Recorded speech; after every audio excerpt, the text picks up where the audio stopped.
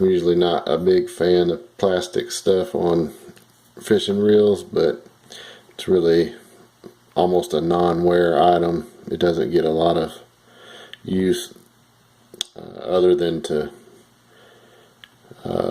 keep the anti-reverse silent. It doesn't bear any kind of load or anything. But I was going to give you a quick tip for getting this aligned right. As you can see, there's these two holes on the main drive gear. There went my spacer. I'm doing this dry. I haven't greased anything on this reel because I think it'll be more clear. Visibility will be more clear. As you can see, there's a tab right there. There's a little ramp there. What you want to do to get all this to line up just right is to maneuver that little edged piece right there to the back side of this hole here. What you want to do then is when you put it in, you want to center this hole on this screw. Let me see if I can get it to focus on that screw. That's the pivot screw for the anti-reverse dog. You want to just align the center of this hole with that screw like this, if it will show up on camera. You see how this, you can see the screw head right there. Then push it in and it will drop down in place on your pinion gear. And that's all you need to do to get your anti-reverse installed correctly. As you can see, as I'm rotating, silent anti-reverse,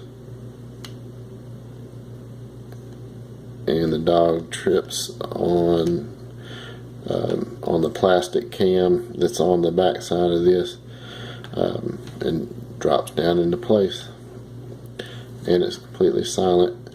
And I'll show you, sorry about the focus there, I'll show you what happens if you do not get that aligned right. Let's see, I'll just leave it like it is right now with the gap there between those two holes, and put this spacer back on. So now I know it's not going to be lined up right. So what happens now is you've lost your silent anti-reverse. I hope y'all can hear that clicking. And that's because the dog is moving up and down as it rotates. So in order, again, to get this aligned properly, I'm just going to take the main drive gear and position this to where that tab is on the back side of that hole. And once you've got that lined up, then you want to center that same hole on that screw. If I can get everything lined up here. Alright, there's the screw head. You can see it straight through that hole. And now we've got our silent anti-reverse again.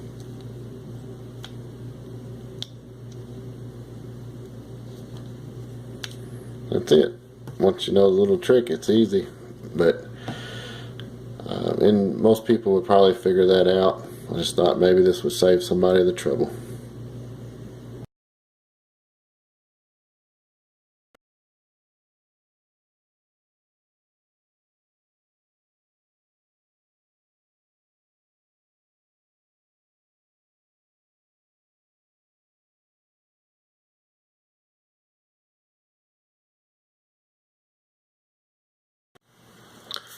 Hey guys, I just wanted to talk a little bit about a highly sought after vintage reel. It's a Shakespeare Sigma. It's an ultralight. It's the 2200 CK series, and this is the 025 is the size. of this reel. It's a very tiny ultralight. Here's a dime just for a size comparison. You can see the dime compared to the spool size, maybe half the size of the spool diameter. These things are very small. They actually will hold quite a bit of line for the size of the reel. They've got a fairly deep spool. It says it will hold 160 yards of 4-pound line, 110 yards of 6-pound line, and I probably wouldn't use anything heavier than that on this reel. A lot of people, if they just picked this reel up and started using it and compared it to newer reels, they would probably wonder what all the fuss is about, which is understandable. I've got I'll just show you on the cranking here. Now, these reels crank smoothly, but they're not frictionless like the newer reels are. I can tell you some of the reasons for that and let you decide what you would rather have for yourself. The newer reels are fairly frictionless almost when you crank the handle. This is a newer Daiwa Crossfire. It's not a terribly expensive reel. It's pretty cheap actually. And my kids use these and they like them, and there's nothing wrong with them. They are infinite anti-reverse, and a lot of people like that. And they crank very smoothly. It's a little 3-ball bearing reel. Now this, what I'm doing here, you see people do that all the time on spinning reels. It has zero to do with the quality of the reel. It being frictionless it feels nice on your hand, and you can spin it and it'll spin a long time by itself, and that looks cool. It really doesn't have anything to do with catching fish. And I can actually show you, especially on the cheaper reels, some of that frictionlessness, is that even a word? Comes, they kind of cheat to get it in a way. As you can see here, I don't know if you can see that, there's a lot of backlash in that gear. You're moving closer to tenths of an inch on the handle movement instead of thousandths. So there's some clearances there that makes it crank more smoothly. It also leads to your gear wearing quicker because of all that backlash. And that's fine. I mean, you know, if you want to have a reel that reel might last you 4 or 5 years depending on how long you use it, how hard you use it. If you use it hard and regularly, it might last you a couple years. That's really not bad for the price you pay for them. This reel here has almost zero backlash on the gears. As you can see, I'll hold the rotor here. There's just not really any movement there. I'm moving the reel just by torque more than anything. But that comes at a price. You know, you can't spin it forever. It doesn't feel quite as smooth, and that's where some of that frictionlessness feeling comes on the newer reels, especially the cheaper ones. They cheat just a little bit to get it by the backlash in the gears. It makes it crank a little more smoothly. They also use ball bearings, a lot of ball bearings in the newer reels. The one I just showed you, the Daiwa Crossfire, it uses 3 bearings, and you know that's not a ton of bearings in a new gear. It's got them. There's one on the pinion gear, and there's 2 on the main drive gear on either side of it. And you know that's really a good setup. There's nothing at all wrong with that. These reels only have 1 ball bearing in it, and that bearing is on the pinion gear. The main drive gear on both sides, it uses a bronze bushing. And really a bronze bushing on a reel this size,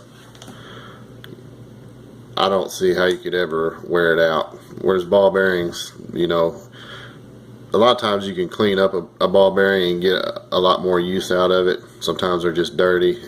They will wear out over time. This reel, you could own this reel for 40 years, 50 years and use it all the time and probably never wear much of anything out on it.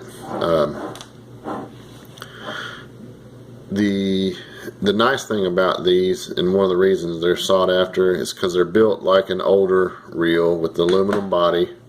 I don't know if you can tell, but well, you can kind of see here where some of this paint is rubbed off. The body on these is made out of aluminum. The rotor is made out of aluminum. The spool's aluminum. And these reels also have something that's not super common on really tiny ultralights. It has a multi-disc drag in it, and it's a good drag set up on this reel. It's a very smooth drag. It uses a 6-disc stack on the top of the spool.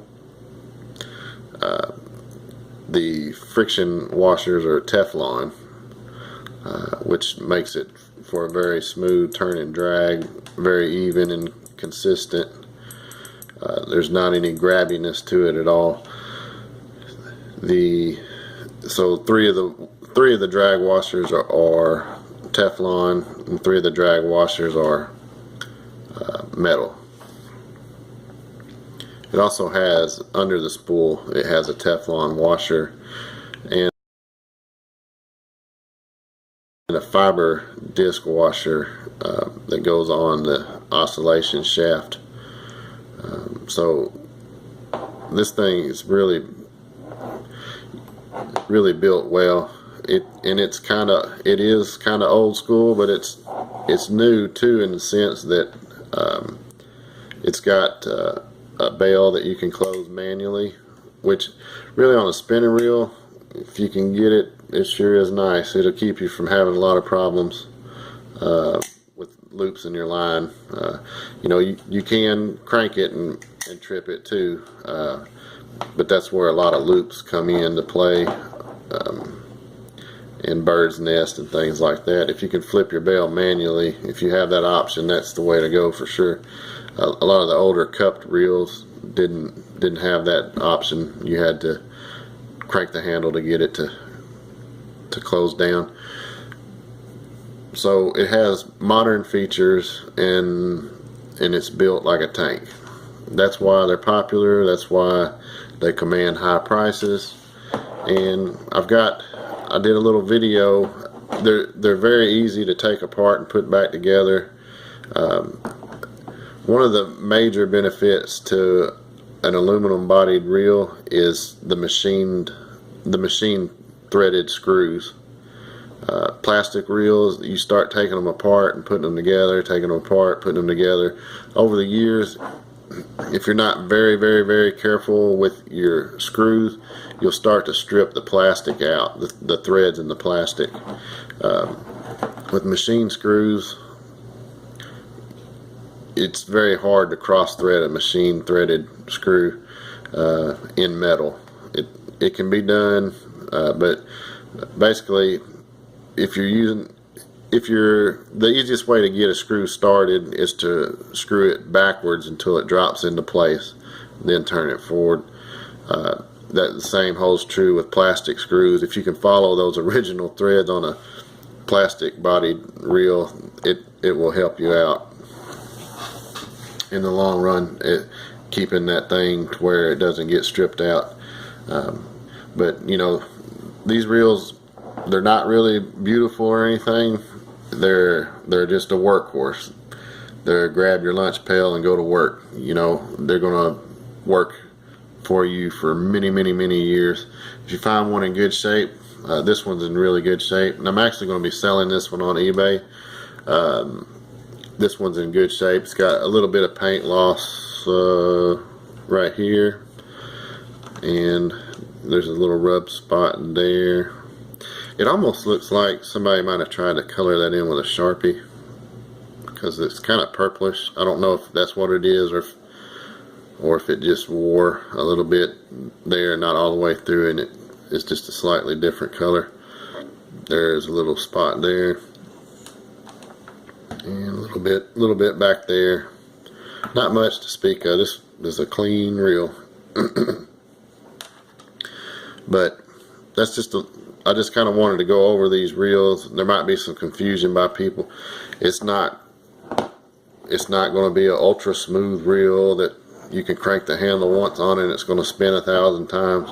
That's not why people buy these. They buy them because they work well, and they last forever.